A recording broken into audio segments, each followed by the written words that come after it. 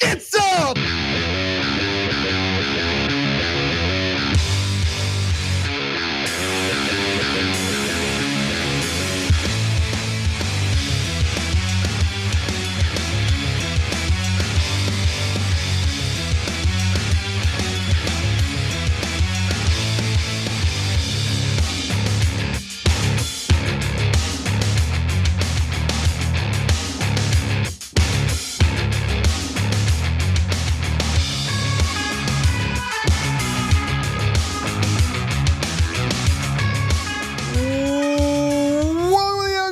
Cenk, Uygur, and Kasparian with you guys, and all of you lovely folks, and all of our secret, hidden, invisible members who are an army standing right behind us. You can't see them, but they're there.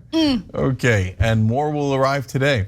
All right, as well as the news. So let's arrive at the news right away. It's a day full of banger stories, beginning with this. 3 weeks ago, thanks to the new Republican Speaker's office, we gained access to thousands of hours of surveillance video that help answer that question. The January 6th committee had access to this very same tape and watched much of it. But as we're about to show you, committee members lied about what they saw. Several weeks ago, there was this big controversy over Republican House Speaker Kevin McCarthy handing over hours and hours and hours of January 6th footage to Tucker Carlson. Now, we didn't cover it, I didn't panic about it because quite honestly, I didn't care. But now we see the culmination of that effort. Tucker Carlson attempting to instill this notion of questioning whether the January 6th riots really happened, if the narratives that we heard from the press are real. And let's just cut to the chase. He tried to lie, but he did so while showing footage that debunked his lies as he was telling it. Let me give you an example. Let's go to the first video. The protesters were angry. They believed that the election they had just voted in had been unfairly conducted. They were right. In retrospect, it is clear the 2020 election was a grave betrayal of American democracy. Given the facts that have since emerged about that election, no honest person can deny it. No honest person can deny it, Cenk. So he starts off by perpetuating Donald Trump's big lie that the election was stolen, that there was some unfair behavior taking place, that there was fraud taking place. He doesn't get specific. He doesn't actually provide a shred of evidence, of course, just like Donald Trump and his campaign when they were before 60 different judges, and again, failed to provide a shred of evidence of widespread voter fraud. But it is interesting that Tucker is spouting this when we all know that privately, he knew that the big lie was just that, a big lie. I'm gonna give a few examples, Cenk, and then I'll go to you. For instance, on November 8th, 2020, Carlson privately texted his producer that the allegations about Dominion were absurd according to the Dominion filing. Also that day, Carlson's producer texted him about his own doubts. I don't think there's evidence of voter fraud that swung the election, his producer Alex Pfeiffer texted to Carlson per the lawsuit. The software stuff is absurd, Carlson allegedly responded. Now on November 13th, Carlson wrote privately that Trump needed to concede and agreed that there wasn't enough fraud to change the outcome of the election, according to the filing. On November 21st, Carlson privately texted that claims about Dominion were shockingly reckless, according to the filing. On November 22nd, Tucker Carlson and Laura Ingraham privately discussed Sidney Powell, according to the filing, with Tucker calling her, quote, a nut, end quote. I mean, there's more. You want more? I'll give you more. So here's a conclusion we reach from this. Tucker Carlson has himself concluded that truth is dead, that there is no such thing as the truth, and that his audience watches nothing else, knows nothing else, so he can brazenly lie to them, full well knowing that everyone has the quotes from the lawsuit where we're positive that Tucker Carlson thinks the election was not stolen. He clearly states that over and over again. And he goes on air and insinuates that the election was stolen, thereby proving himself beyond any shadow of a doubt to be a monstrous liar. Now, he's not a dumb guy. You make that active decision when you think truth is dead. No one agrees to truth anymore. So I'm just going to spin this in a way that is most advantageous to me, my politics, my finances, etc. And I think the audience does not have enough information where they can ever get to the truth. It is the Fox News audience. They will never know what's true. That's his conclusion. It is fascinating that he comes out with this embarrassing monologue that has absolutely no evidence to back it up. Right after Steve Bannon attacked Fox News. Right after Steve Bannon argued at CPAC that Fox News wasn't sufficiently loyal to Daddy Trump. But let me continue. I do want to give you more. I love giving you guys more. So here's more. Tucker Carlson also said of Sidney Powell, Donald Trump's campaign lawyer, who was furthering nonsense about widespread voter fraud, quote, "It totally wrecked my weekend. Wow. I had to try to make the White House disavow her, which they obviously should have done long ago," Carlson told Laura Ingraham per the filing. "No serious lawyer could believe what they were saying," she allegedly replied. "But they said nothing in public," replied Carlson. "Pretty disgusting." Okay, and then my favorite part, my favorite statement from Tucker Carlson. Carlson then called then President Donald Trump a demonic force and a destroyer in a text to his producer after thousands of Trump supporters stormed the US Capitol on January 6th of 2021. Now keep that in mind as you watch the next video. Taken as a whole, the video record does not support the claim that January 6th was an insurrection. In fact, it demolishes that claim. And that's exactly why the Democratic Party and its allies in the media prevented you from seeing it. The first thing you notice from viewing the full video record of January 6th is just how many people entered the Capitol building that day. Hundreds and hundreds of people, possibly thousands, over the course of about 2 hours. The crowd was enormous. A small percentage of them were hooligans. They committed vandalism. You've seen their pictures again and again. But the overwhelming majority weren't. They were peaceful, they were orderly and meek. These were not insurrectionists, they were sightseers. Footage from inside the Capitol overturns the story you've heard about January 6th. Protesters queue up in neat little lines. They give each other tours outside the speaker's office. They take cheerful selfies and they smile. They're not destroying the Capitol, they obviously revere the Capitol. They're there because they believe the election was stolen from them. They believe in the system. Yeah, like the one who defecated on someone's desk. Orderly sightseer. Super meek. Now, Cenk, here are the facts, okay? Because he thinks the majority of them were totally fine. There was no issue whatsoever, except over 2 years later, more than 1,000 people have been charged. Now, just because you're charged doesn't mean that you're guilty. It just means that you're facing charges, right? You'll have your day in court. So far, what percentage of them have been convicted? Well, at least 476 people out of that 1,000 have pleaded guilty in connection to the insurrection. And among those who pleaded guilty, well, let's get some details. Who were they? Brian Ulrich entered his guilty plea at a virtual hearing Friday in US District Court. This is an older article in NPR.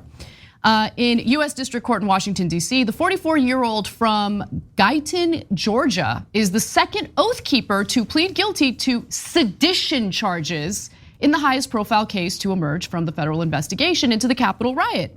I mean, it was only 2 oath keepers, right, that pleaded guilty to sedition, except no, they weren't the only 2. Oh, wow, look at this headline from Associated Press, January 23rd, 2023. 4 oath keepers convicted of January 6th seditious conspiracy. So sedition comes up quite a bit in not only the charges, but also the guilty pleas. Yeah, so a couple of different conclusions I reach from this. So number one is, look, there's a lot of different ways to look at everything, right? And so that's why his audience, which is predisposed to believing what Tucker Carlson is saying, looking at those tiny snippets out of 40,000 hours of video where he shows you the one part where they're bashing in the door, the windows, etc. It's like a couple of hooligans. But then he shows them walking around in the times they weren't chanting, hang Mike Pence, hang Mike Pence. And he shows them walking around and people go, oh, look, they're just walking. It doesn't seem like a mad crowd. And look, there's a cop there. By the way, I also want to know why the cops weren't arresting everyone and didn't shoot into the crowd, which they most definitely would have if those protesters were Black Lives Matters or Muslim or whatever. You all know that, even if you're a right winger, you know that. Anyways, so he shows them what they want to see. And can you find that needle in that haystack? Yes, you can. You can find almost any needle in any haystack. By the way, that's an old mainstream media trick, to find one little thing that someone has done wrong and then define them by it. In this case, he's finding one little thing that they did. Well, I don't even know that it's okay. It's still breaking and entering, even if you're, at some point walked while you were inside the building that you broke and entered into while you were chanting about murdering someone. Okay. Yeah, and I got more. Yeah, but go ahead. Yeah, no, I mean, just to buttress your point on that. I mean, there's one other portion from his segment yesterday that I thought was telling, because listen to what he says as you're watching footage of US lawmakers running for their lives. Let's go, let's watch it. The surveillance footage we reviewed shows that famous clip was a sham, edited deceptively by the January 6th committee. The clip was propaganda, not evidence. The actual videotape shows that Hawley was one of many lawmakers being ushered out of the building by Capitol Hill police officers. And in fact, Hawley was at the back of the pack. The coward tape was a lie, one of many from the January 6th committee. How exactly is it a lie, as you're literally showing the audience that lawmakers they're not being ushered. They are running for their lives. You can see it with your own two eyes. It is insane that he literally shows the footage as he says that. And look, there's like a chorus of right-wing media types who are like, oh yeah, did you see Tucker Carlson's segment? Nailed it. No, guy. No, I'm not exaggerating at all, and I'm not kidding when I say this should be studied by science, because he says the opposite of the tape. And I guarantee you 99.9% of the people that watch that tape believe him 100%. It's insane. And in fact, Anna's 100% right. You go on social media right now, every right-winger is saying, vindicated. The Democrats are so evil, the way they manipulated all those tapes. Oh my God, can you believe it? But the tape showed them running, and Tucker's main defense is that Hawley was in the back of the pack of the people who were running for their lives. Tucker, I mean, how does that show that the video is altered? It literally says the video was not altered.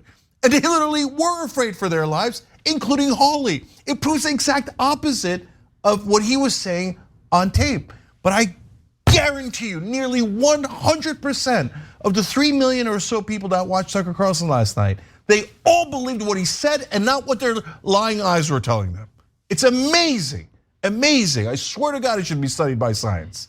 Okay, so now look, guys, in terms of and by the way, whenever you want to do lies like this, you sprinkle in a couple of things that are true that everybody can say, well, I mean, that's definitely, that guy is walking, Hawley is in the back.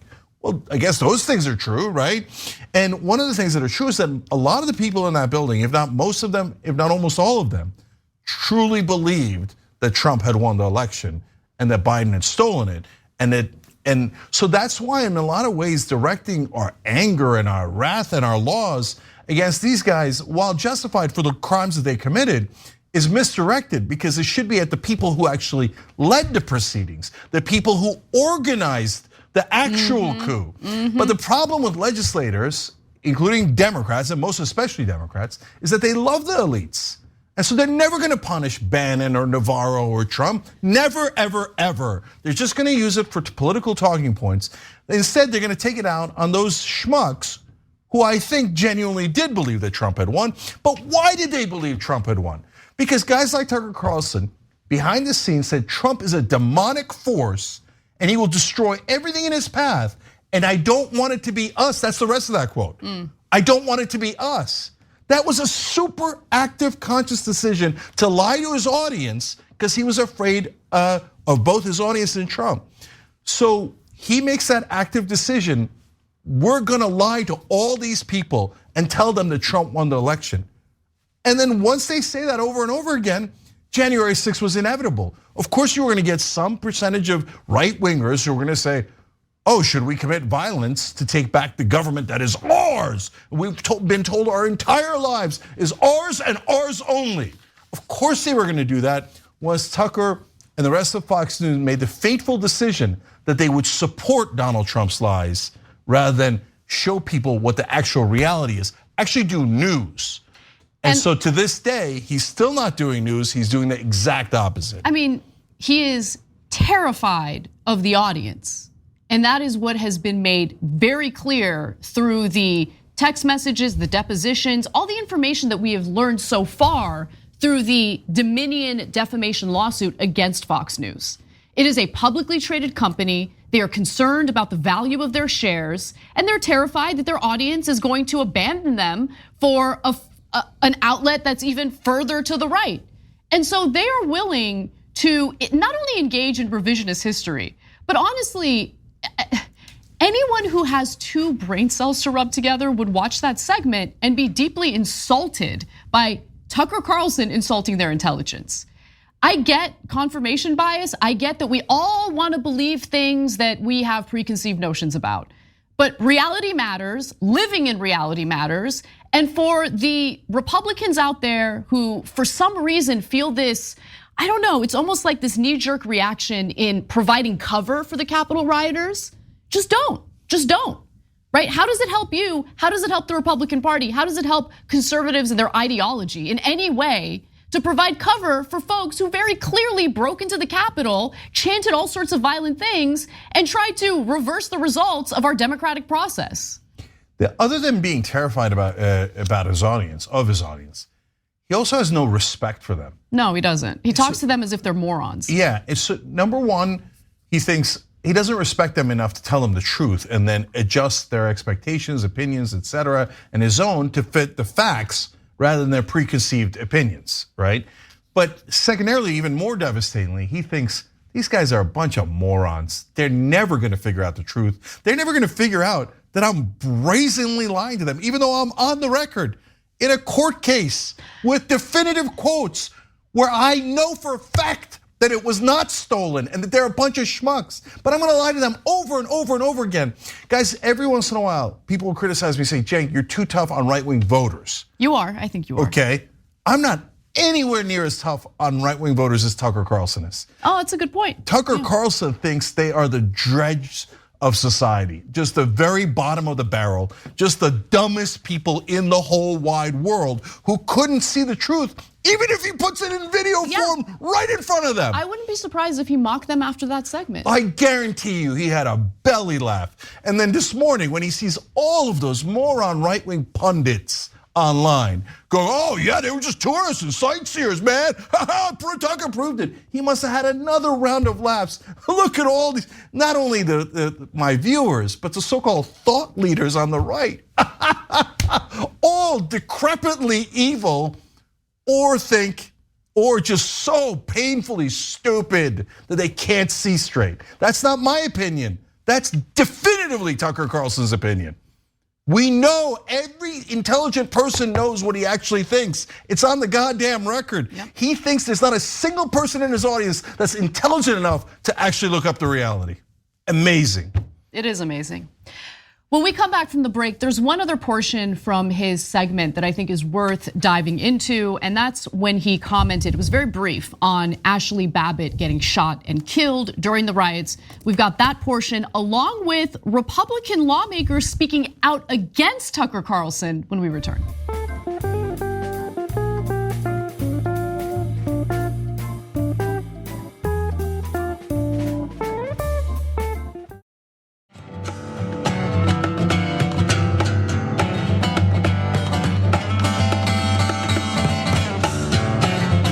All right, back on TYT, Cenk, Anna, and Piper Comics. They just became a member. Piper Comics? Yeah. Nice. And Thorm13 gifted a Young Turks membership. I love our community. Come join it, tyt.com/join, or hit the join button below the video on YouTube. Casper. Well, we've got more from Tucker. Let's watch. There were many mysteries we could not solve. Among them, unfortunately, is the shooting of Ashley Babbitt. From the evidence we have, the publicly available evidence, it seems clear that Babbitt was murdered by a Capitol Hill police officer called Michael Byrd. Ashley Babbitt was unarmed. She was shorter in stature than average. She posed no conceivable threat to anyone. But beyond that, we can only speculate about what happened. There were no security cameras near the speaker's lobby where Ashley Babbitt was killed. In an effort to rewrite what actually occurred on January 6th, Tucker Carlson paints Capitol rioter Ashley Babbitt as an innocent and petite woman who was unjustly shot and killed by a Capitol police officer, even as a violent riot was taking place right before the shooting. Now, why don't we actually take a look at what the scene looked like? And then I'm gonna break apart Tucker Carlson's ridiculous, hypocritical argument. Let's watch.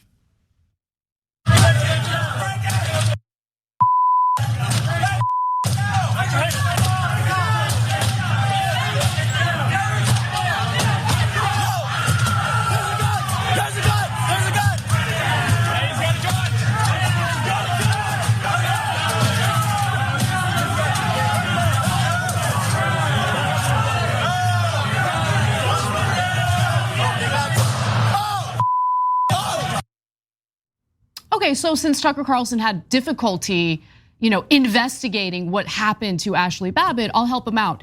You see an individual holding a gun. You hear the rioters say repeatedly, he's got a gun, he's got a gun, he's got a gun. And Ashley Babbitt decided to attempt to crawl through that, broken glass in the door to get to, I'm guessing, elected officials who they were targeting through this riot. So that's what happened, Tucker. Okay, I hope you understand now, since you can clearly see it with your own two eyes. Yeah, by the way, he has all the tapes. Of course. It's not like he didn't see that. He did see that and decided to lie about it anyway, because that's what he does. So did they look like peaceful sightseers that Tucker Carlson described yesterday? So last night he said, oh yeah, they're just walking around, they're just sightseeing there, and they're very orderly and calm and peaceful. Is that what that tape looked like to you guys? Now, why did those people think that the door was barricaded? Why did they think that there was a policeman with a gun? Why did they think that all this was happening? Did it not occur to them that when they chanted hang Mike Pence, hang Mike Pence, and they were trying to break down the door very violently to get to the politicians inside, that the police there might have perceived a threat? Okay, when I perceive a threat? When someone starts to chant about an execution of a guy they're trying to get to. If that's not a perceived threat, literally nothing is, okay? So. And what happened to Ashley Babbitt is tragic, because much like the other rioters who were there that day, much like the individuals who have been charged and convicted for the crimes they committed that day, they were all lied to by the Republican Party, by Donald Trump, by right-wing media, including Fox News, in this allegation that the election was stolen from Donald Trump when there was no evidence of that whatsoever. When Donald Trump himself took that case to court 60 different times and lost every single time because they didn't have a shred of evidence indicating that there was widespread voter fraud that would overturn the results of the election. And it's also fascinating that in some states where Donald Trump lost and Joe Biden won, a lot of these battleground states, down ticket, ton of Republicans won those races. So what happened there? It's just laughable, the kinds of lies he tells, and also the selective application of the self-defense argument, Cenk. Because in that case, look, I would be terrified, right? You've got a violent mob coming after you. You're holding the gun for a while, indicating I will shoot if you're gonna come for me. And it happened. Of course, he opened fire as Ashley Babbitt was trying to get through the door. Now, with that said, Tucker Carlson had no problem defending others when it came to the notion of self-defense. Let me give you an example. As a legal matter, all that matters here is whether Kyle Rittenhouse reasonably believed that his life was in danger. And of course he believed that. Why wouldn't he? You would believe that too if you were him. So Kyle Rittenhouse, self-defense. The Capitol officer who opened fire on Ashley Babbitt as she was part of a violent crowd of people trying to get to elected officials, not self-defense. And let me show you what happened when Kyle Rittenhouse fired the first shots. Let's take a look. Rittenhouse walks towards a parking lot where cars are being vandalized. He passes Joseph Rosenbaum, who was fighting with the armed men at the gas station earlier. Rosenbaum now starts chasing Rittenhouse and throws a plastic bag that holds his belongings from the hospital. Close behind them, a man holds up a handgun and fires it. We don't know why. Then Rosenbaum lunges towards Rittenhouse. Rittenhouse fires 4 times. Now, we've shown that video on the show before. I think the jury, obviously the jury did believe that Kyle Rittenhouse defended himself. Someone opens fire, Rittenhouse is running away. He doesn't know who's opening fire. He doesn't know if he's being targeted. So yeah, I think you could justly say that Rittenhouse acted in self-defense in that moment. But you can't then turn around and argue that what happened to Ashley Babbitt was not an instance of a Capitol Police officer acting in self-defense. There's a very, very violent crowd smashing the hell out of a barricaded door, chanting about how they're gonna murder the people inside. To say that that was not a threat is beyond insanity. Again, it insults your audience. You think your audience can't figure out anything at all.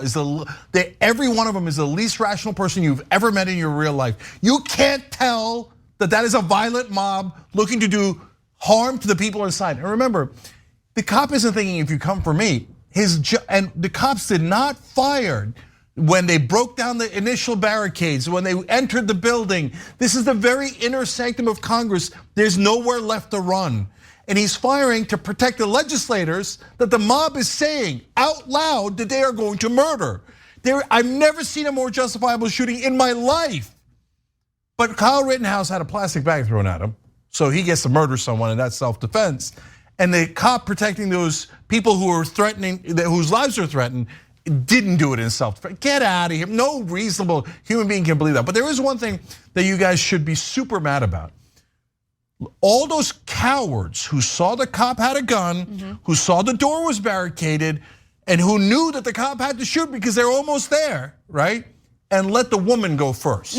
Interesting. Oh, all these alpha males, they're so tough and they're so manly. And the minute there's actual danger, they're like, oh, send the woman first, send the woman first. Why didn't one of you 6 sons of bitches go first? No, because you're goddamn cowards. You're both thugs and cowards. It's a rare combination. Well done. Is Tucker gonna tell his audience that? No, because they love those thugs and cowards. They are those thugs and cowards. So of course Tucker's gonna tell them pretty little lies about how Ashley Babbitt and all those people there were just sightseers and they were just killed for no reason by the cops.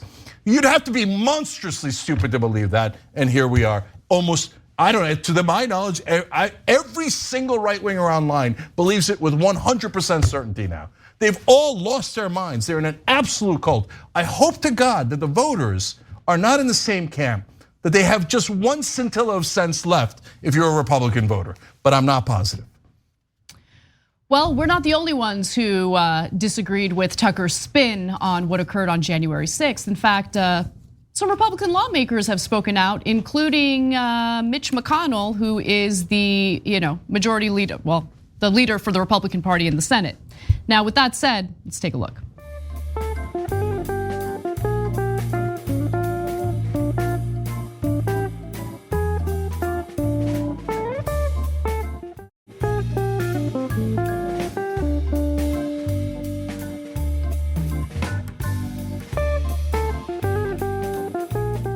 Was it a mistake by Speaker McCarthy to give access to Tucker Carlson of this security footage?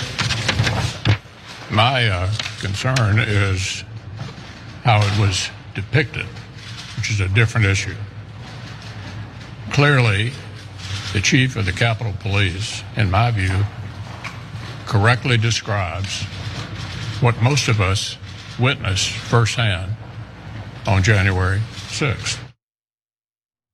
It's rare that we agree with Senator Mitch McConnell, but you just watched him speak out against Tucker Carlson's recent coverage and spin of January 6th, while declining to criticize Kevin McCarthy, by the way, for giving Tucker Carlson the January 6th footage in the first place. But before we get to the rest of what Mitch McConnell had to say, context is important here because it's important to know what he was asked about. Now, Mitch McConnell, in that clip that you watched, was referring to an internal department memo that US Capitol Police Chief Tom Manger released today. And here's what it said. Last night, an opinion program aired commentary that was filled with offensive and misleading conclusions about the January 6th attack, he wrote, adding that Carlson's show didn't reach out to the police department to provide accurate context. The program conveniently cherry-picked from the calmer moments of our 41,000 hours of footage or video. The commentary fails to provide context about the chaos and violence that happened before or during these less tense moments. The most disturbing accusation from last night was that our late friend and colleague Brian Cenk's death had nothing to do with his heroic actions on January 6th. The department maintains, as anyone with common sense would, that had Officer Cenk not fought valiantly for hours on the day he was violently assaulted, he would not have died the next day. Now, with that said, with that context, let's go to Mitch McConnell and more of what he had to say in regard to Tucker Carlson. It was a mistake, in my view, for Fox News to depict this in a way that's completely at variance with what our chief law enforcement official here at the Capitol thinks. If that's the case, following up on what you said, Tucker Carlson has already teased another round of videos that are going to be released today. I understand that you're upset with the way that Fox is depicting it, but he's been forecasting this for months, asking for this access to this footage to have a presentation just like this. Was it a mistake for the speaker to hand that? You guys know I have many faults, but one of them is not answering the question in a way that I don't want to answer it. I've given you the answer. Why do you think there are some within your party who don't want to acknowledge January 6th as an attack or an insurrection? Shall I give you the same answer again? Anybody want to ask me something different? So we have some more video to get to in a moment, but Cenk, I mean, to be fair to Mitch McConnell, he has been willing to speak out against Donald Trump and what he did to incite the January 6th riots. He's been the most realistic in his response to it, whereas other Republicans, maybe in the beginning, after they were terrified, condemned Trump, but then immediately walked it back, including Kevin McCarthy, by the way. Yeah, so look, all the rest of the media, I think, or almost all of it, paints things in binary ways, good guys, bad guys. And if somebody's in the bad guy category, they're never right. If they're in the good guy category, they're never wrong. So of course the real world doesn't work that way. Mitch McConnell's a terrible guy, he's a corporate goon, takes tons of corporate cash, delivers for his donors, screws over the voters. But his life was threatened here. And so he's being honest about it, and he's pissed about it, he's genuinely pissed about it. And so he almost never ever talks ill of other Republicans. He's their leader in the Senate, and he organizes the money for them. He's basically the mob boss. But other Republicans were also threatened here. So he is standing up for his colleagues. Now, it doesn't matter what Mitch McConnell thinks. We always ignore what the politicians say. We look at what they do, right? In this case, he's actually taking an action. He's saying, Tucker Carlson, the right-wing talk show host on Fox News, and you see in the records, by the way, in the Dominion case, that Murdoch pretty much admits they do propaganda for the Republican Party. Even so, McConnell says that outlet that does propaganda for us, he doesn't say that part, but that outlet is wrong. It's absolutely wrong. And then, so who's right? Well, the police record is super clear. The 40,000 hours of video is super clear.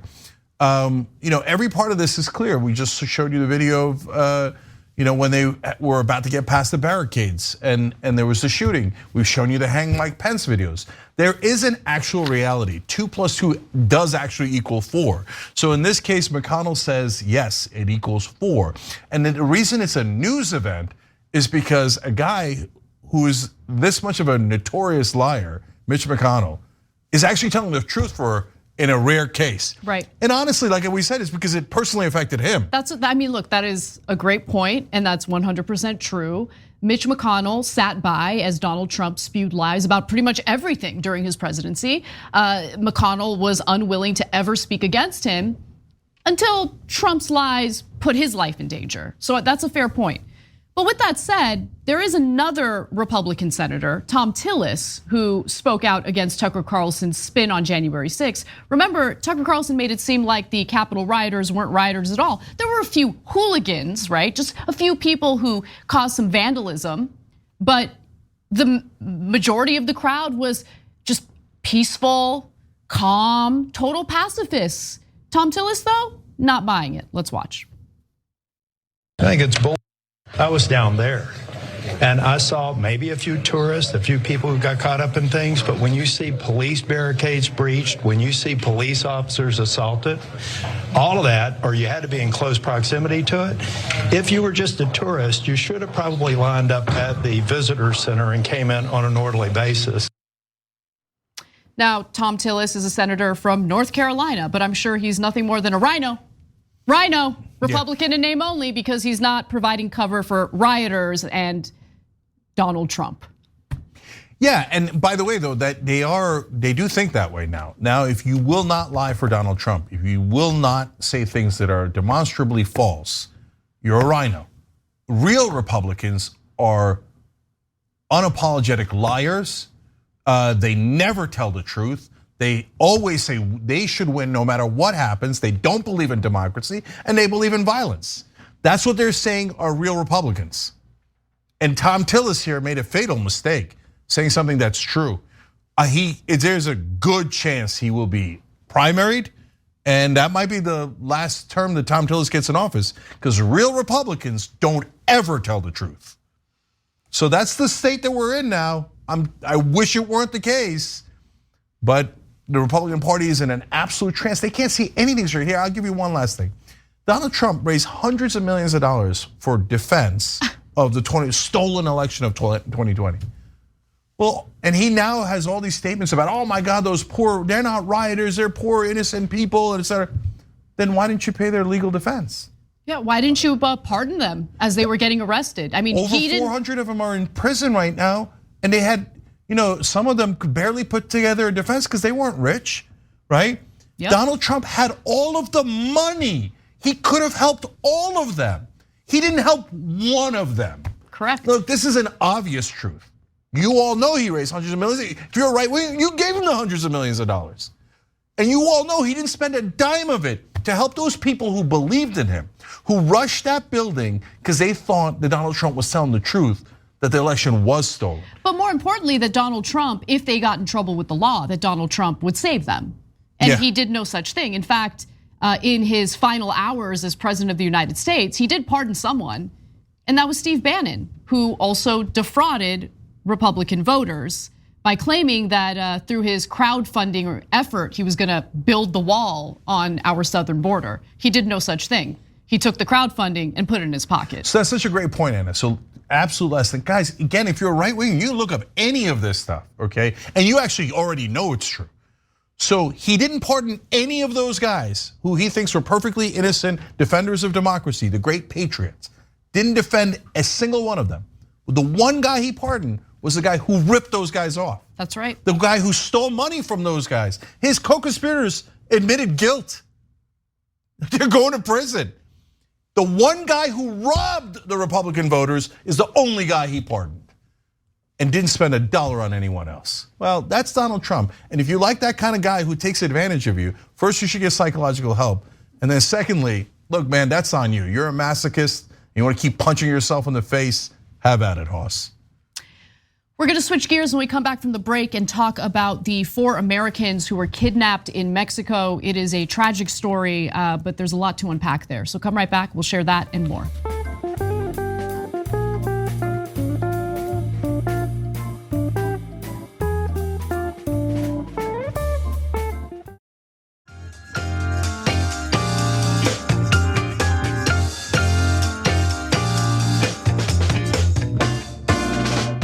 All right, back on CYT, Cenk and Anna with you guys. More news. We've got some sort of international news. Let's get to it. 4 Americans kidnapped in a Mexican border city. And this morning, a law enforcement official tells NBC News this video captures part of the horrifying attack. In it, you see a gunman dragging people to a white pickup truck in Matamoros, Mexico, after authorities say the van carrying 4 US citizens was caught in the crossfire of a deadly shootout. Now, United States authorities believe that the 4 Americans from South Carolina were kidnapped by cartels in a case of mistaken identity. They believe the cartels believe that the Americans were drug smugglers. It's still being investigated, but there is an unfortunate update to the story. Apparently, 2 of the 4 who were abducted have died. They were killed. One of the others is in critical condition from an injury, and the other is alive. With those details in mind, we should go to the next video because it gives you some more context into the case prior to the individuals, the Americans being found. Let's watch. Family identified one of those victims as Latavia Washington McGee, sharing the group rented a van to drive from South Carolina to Brownsville, Texas. The plan, cross over for a cosmetic surgery. Zelandria Brown told the Associated Press that her younger brother, Zendell Brown, is also one of the victims. Now the whereabouts of all 4, unknown. The U.S. State Department placing both the city of Matamoros and the Mexican state of Tamaulipas under a level 4 travel warning since October, citing crime and kidnapping as reasons to avoid travel entirely. A U.S. official tells NBC authorities are concerned about the group's well-being, since videos appear to show some of them severely wounded. Now, the President of Mexico, Andrés Manuel López Obrador, has stated that one suspect is in custody, but violence, especially violence carried out by cartels, continues to plague Mexico, especially some of these border towns. And there's good reason why the US government is issuing these travel advisories and trying to discourage Americans from traveling to Mexico. I've got more details about this story and what's currently transpiring in the country in just a moment. But Cenk, what are your thoughts? Yeah, look, I don't know that I want to say something that is acceptable, but so I've gone to Mexico plenty of times, but I've gone to the resort areas, to be honest, and it's been a long time since I've been to Tijuana, et cetera, but I wouldn't just randomly drive into Mexico. Yeah, neither would I. I don't think that's controversial at all. I don't know if some people take offense at that, but there's way too many drug cartels, and so you're gonna get caught in that crossfire. Now, to be fair, guys, if I was Mexican, I don't know that I'd drive randomly into America with our nonstop mass shootings. So, I mean, our massacres versus their drug cartels, I don't know which one's worse, but I do know that this is a super unfortunate situation. And please, just like some people do, like this is not one of these cases, but like dangerous tourism, that kind of thing. And they'll go to North Korea and get kidnapped. Don't do that. Don't do that. In this case, I know that they meant well and they did not, and I feel awful for what happened to them. I'm just saying, please be careful, that's all. Well, look, I certainly don't want to blame the Americans for going there, right? They went there, it's reported for tummy tucks. I don't know for sure, that's what they're reporting. But nonetheless, there are plenty of Americans who either go to Mexico or Canada in order to get affordable pharmaceutical drugs that they need, because as you know, here in the United States, we're constantly price gouged when it comes to these medications.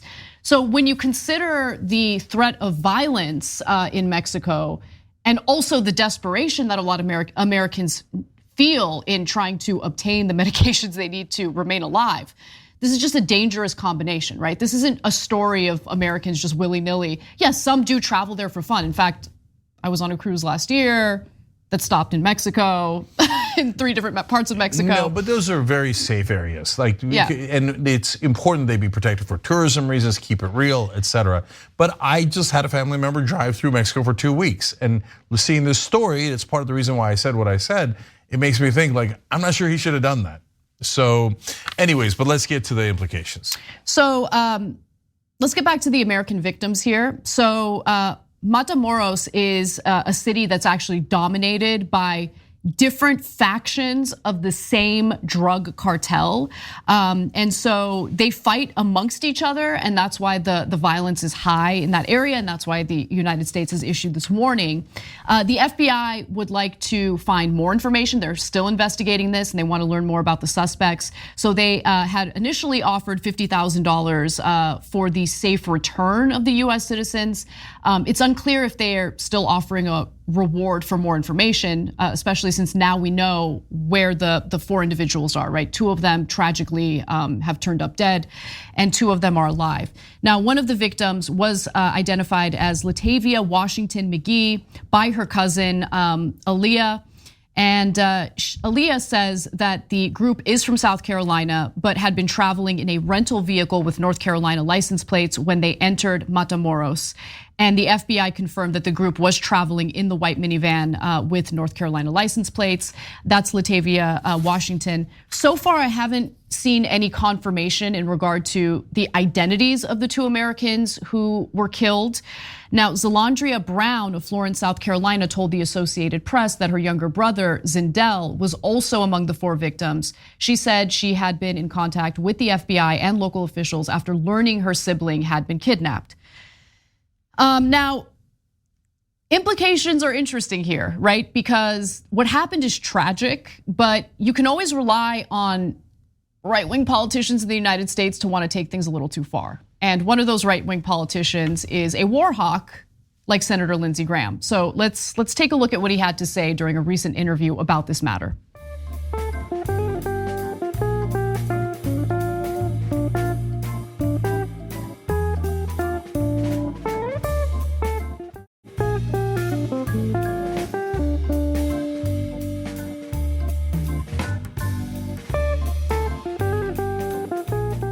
You just saw a report at the top about these hostages that have just been taken in Mexico. And it doesn't look like the Biden administration even really knows much about it, or they don't really have a plan for it. What would Lindsey Graham do in this situation? Well, I would follow Bill Barr's advice and get tough on Mexico. It's not just the hostages. Number one, I'd do everything I could to get them back. I'd do what Trump did. I'd put Mexico on notice.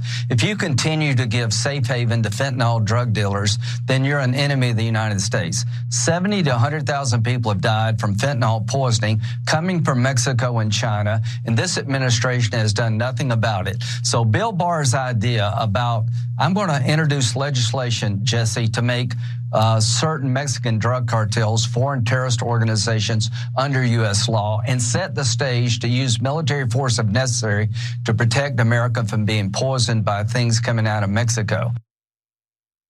Yes, engaging in military activity against Mexico will certainly help with the fentanyl crisis here in the United States. Smart idea, great. I mean, Lindsey Graham, has there ever been a tragedy that Lindsey Graham did not exploit to push the idea of more war? Yeah. So, guys, there's 2 different issues here. When Americans get kidnapped like that, we've got to be able to show enough force to get them back, okay? And force means police work. It means maybe like people that are from DEA or other branches of the government being on the ground with allies, Mexican authorities who are allied with us, and we can provide enough incentives and disincentives, cash, to make sure that we get our people back and that there are consequences for the drug cartels who specifically did this act, right? So that sends a message to cartels and other bad guys throughout the world, do not mess with American citizens because they will come for you, right? But you've got to actually do it to the people who did it, not to random other Mexicans, because then that sends the wrong message. Hey, if somebody does something, they're going to get away with it, and other people are going to be punished because America's dumb, right? Yeah, so I want to give you a little more context into what Lindsey Graham was referencing when he brought up Bill Barr, right? Because, okay, what did Bill Barr, the former attorney general under Trump, propose when it comes to drug cartels? Well, he thinks that the United States government should designate drug cartels as terrorist organizations. So the drug cartel issue would be the newest and latest, the modern version of America's war on terror. And we know how that works out. It doesn't work out to anyone's benefit except for defense contractors because it's not really about dealing with the issue at hand.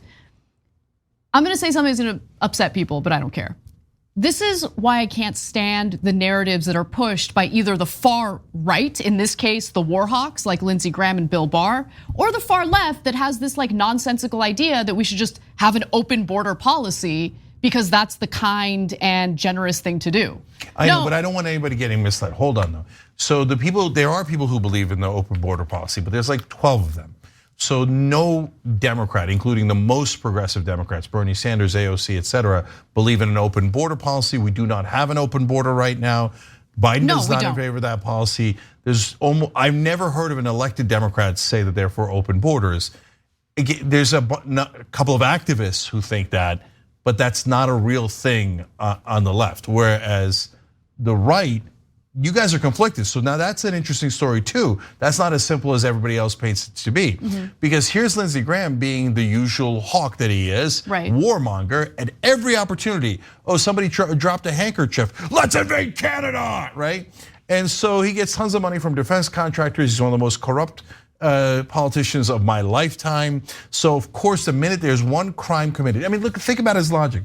He said because they're sheltering fentanyl drug dealers. First of all, are they? The Mexican government is in a lot of ways fighting those dealers. Some in the Mexican government might be corrupt and protect them, but it's not the overall Mexican government. But wait a minute, where is the great majority of fentanyl drug dealers? Here in America. So are we sheltering them? Should someone invade us because we're sheltering fentanyl drug dealers? But if you're talking about drug dealers, we have way more of them, specifically about fentanyl. Should Canada attack us? Should they show military force against the United States? It's an absurd idea, right? But he's just using any excuse to start a war and saying that Trump would have done it too. So is he anti-war or is he pro-war when I'm now talking about Trump?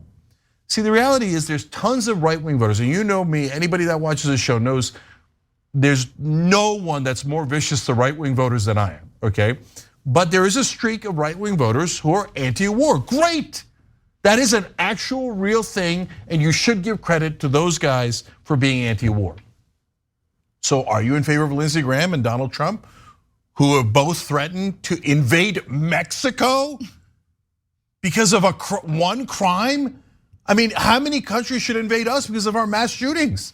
Right? Tons of foreign citizens have died in our mass shootings that happened here on this soil. Should Norway have invaded us? Should the other Taiwan invade us? I mean, this is absurd. This is insanity. So Republicans, are you all gonna call out Lindsey Graham and Donald Trump for being warmongers against Mexico?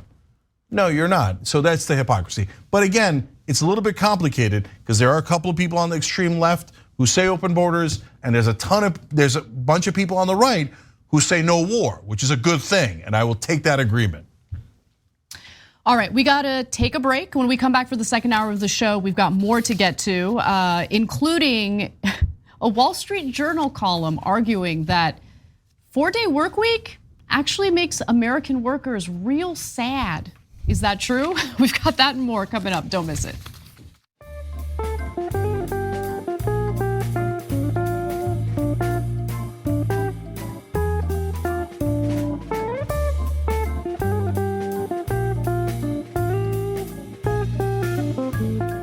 Thanks for listening to the full episode of The Young Turks. Support our work, listen ad-free, access members-only bonus content, and more by subscribing to Apple Podcasts at apple.co/TYT. I'm your host, Cenk Uygur, and I'll see you soon.